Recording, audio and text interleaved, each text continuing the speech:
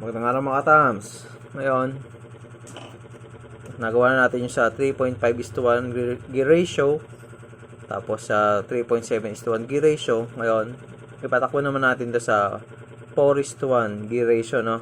Kasi tatlo lang naman yung gear ratio para sa mga nasa gitna yung motor na chassis, no? Lagyan natin, no?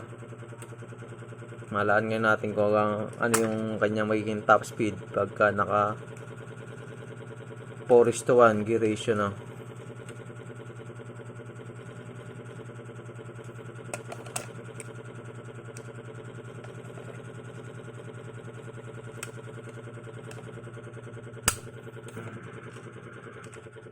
Yan, 4:1. Yung kanyang gear ay kulay blue tsaka orange.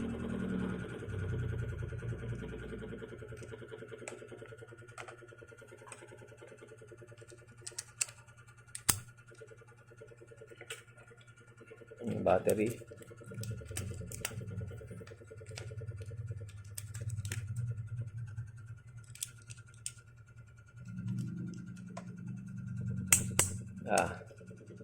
Takbuhin natin, ah.